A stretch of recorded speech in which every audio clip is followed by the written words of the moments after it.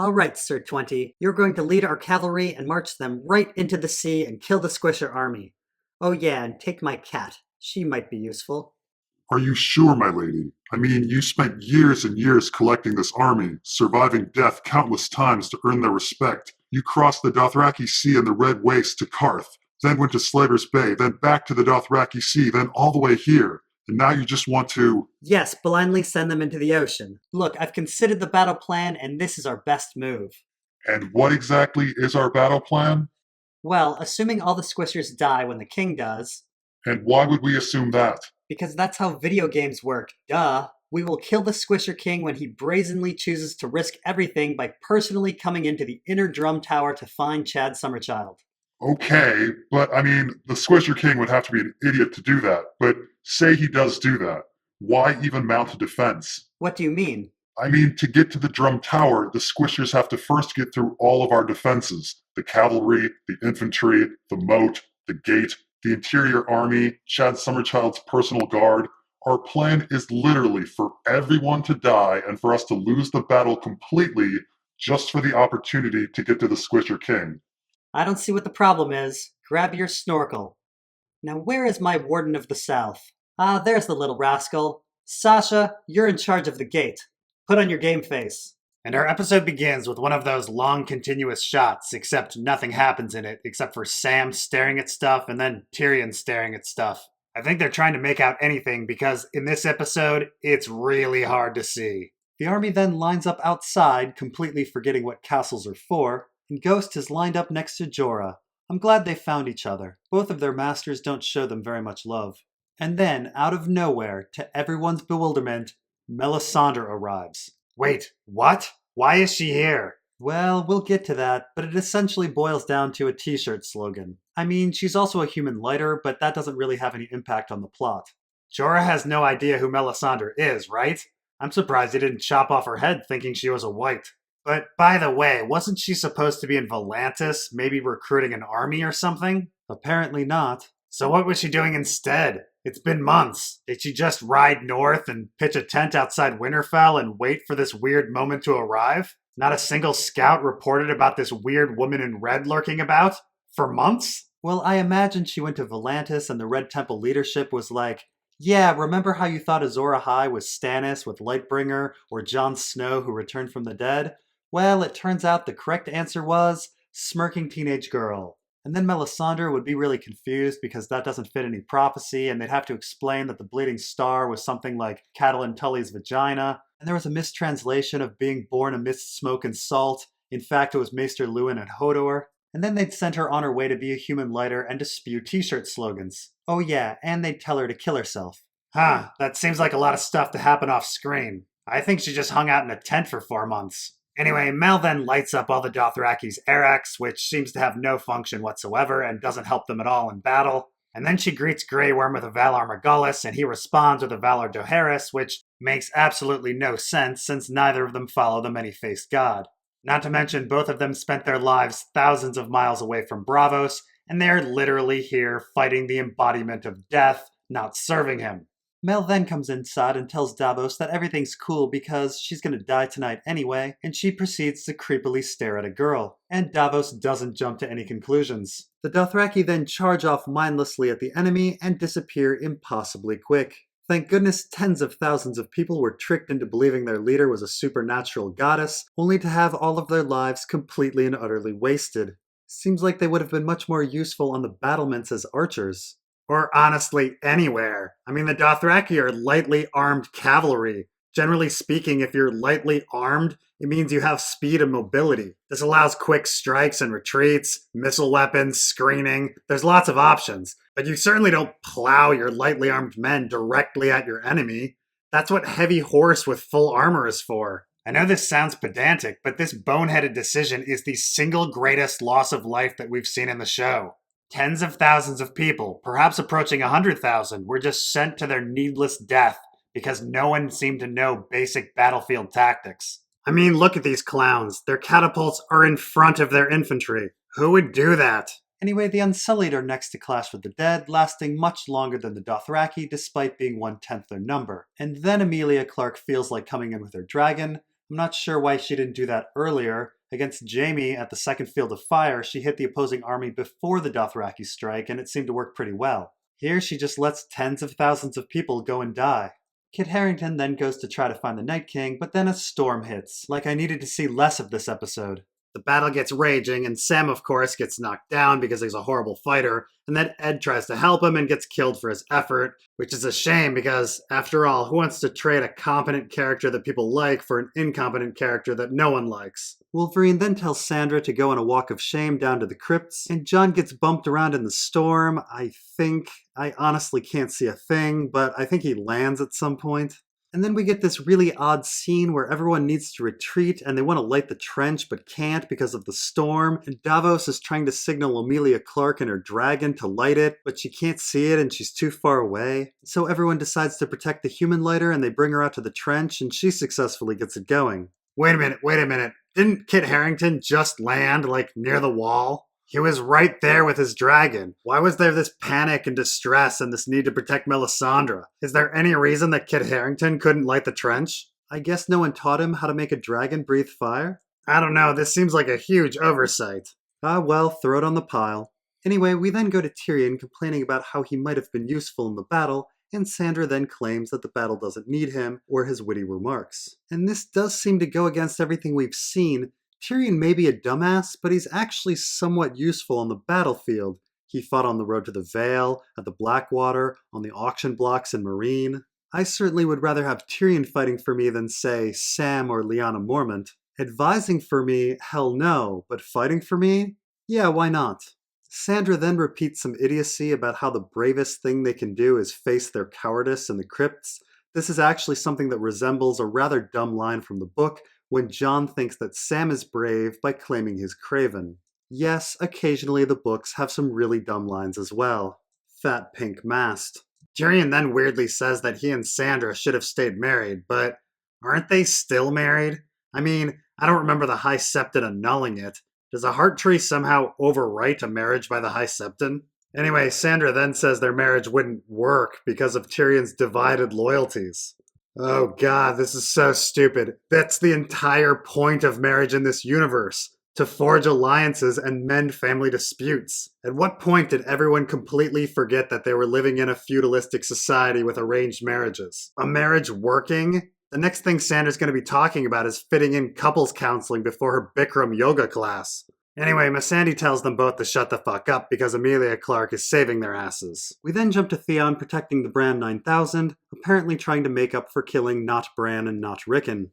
Theon tries to apologize for stuff, and the Bran 9000 just lazily recycles what he told Jaime the day before. No regrets, bro, it all led us here. The Bran 9000 then goes catatonic, skin-changing some ravens for absolutely no reason whatsoever. I think maybe it alerted the Night King that he's there. But the Night King already knew that they were there because of the whole mark on his arm. Oh, right. No, there was no reason for this. Anyway, the Night King then decides to order his army of the dead across the trench, making the whole guarding Melisandre thing a pointless endeavor. Kit Harington then spots the Night King, and I think he decides to take off after him. It's rather unclear. This is the scene. I think that's a dragon neck or something. Anyway, the dead make it to the castle, and at this point they scream to man the battlements. Oh god, this was honestly the most important thing to do during the battle, and they're just manning them now. And poorly. They clearly don't have enough people. You know, some people were making the argument that the armies needed to be outside the castle because there wasn't enough room inside. But there's clearly plenty of room, and it's insane that there weren't archers already there. Fighters from outside the castle are now taking their place on the battlements. Even frigging Sam Tarly is there. There were thousands upon thousands of soldiers outside, some of them even specialized in archery, but rather than being on the battlements, they just charged them to their death, leaving us with Sam Tarly to defend the castle. Anyway, Wolverine is acting like a massive badass, killing whites 2, 3, 4 at a time, and the Hound is scared of the fight. And Beric somehow shames the Hound into action by pointing out what a badass Wolverine is, while simultaneously they both decide that Wolverine actually needs help. Anyway, the only white giant then crashes into the castle, even though there were several in the army before. I guess they all died off screen. And then Lyanna Mormont decides to charge at the giant with her battle axe. And even though he could just stomp her to death, the giant decides to pick up Lyanna, and I shit you not, bring her right up to his face. Lyanna Mormont's battle axe then transforms into a sword, allowing her to stab the giant in the eye. And I don't even know what's stupider, the transforming weapon or the giant's motivation. I mean, honestly, why would anyone or anything do that? If you were trying to kill something, say a cockroach or a rat or any hostile animal, would you ever pick it up and bring it right to your face? Was he trying to eat her or something? Because whites don't eat. We next get to Kit Harington and Emilia Clarke, and I think they're looking for the Night King, but then he attacks them.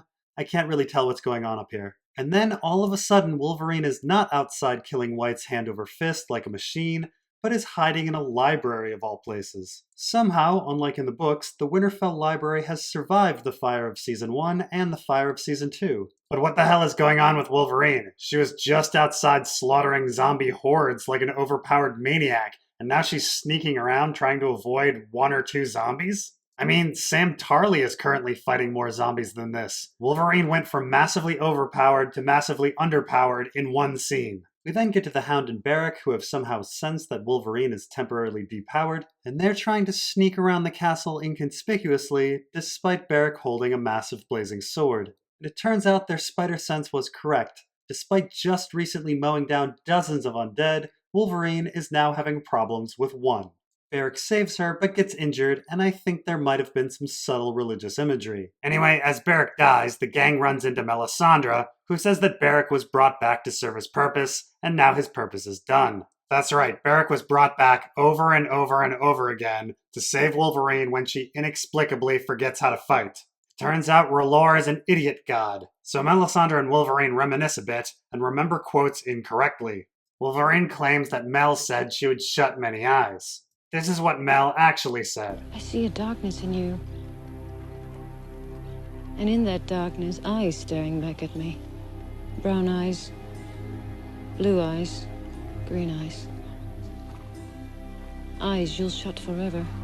Mel said she was shutting the eyes within her. That seems to be referencing Arya's death list, of which the Army of the Dead is not on. They even changed the order of the eyes to make the quote fit the current situation better. Whatever the case, Melisandre allows Wolverine to get her groove back by feeding her a t-shirt slogan. Jon Snow on the streets, Tyrion in the sheets. Oh wait, I'm sorry, it's what do we say to the god of death? And suddenly Wolverine is repowered. It's too bad Mel didn't find her like 15 minutes earlier before Barrack died. We then jump back to Theon, who's dealing with the Whites as they're closing in, and then we go back to the sky and some dragons are doing stuff. Yeah, I don't know what's going on here. Is that 2 dragons? I think they're fighting, and no, I don't know. Oh, and then the Night King falls, and then some dragon something. Wait, Emilia Clarke is there too. This is confusing. Oh wait, there's a dragon head. I don't know who it is. Oh, it's Kit Harington. Okay, he's on the ground. Meanwhile, at the battle, Jorah suddenly senses that Emilia Clarke is in trouble. Does the Dragon Queen have a telepathic connection with all of her pets? And so Jorah leaves the castle then and there to go find her. But Emilia Clarke is not actually in trouble yet. Jorah, I guess, had a premonition. She actually has the Night King right where she wants him, and she opens fire. But it doesn't work, and for some reason, the Night King smirks. You know, he and Wolverine would probably get along. Jon then tries to get to the Night King, but the Night King decides to raise the dead.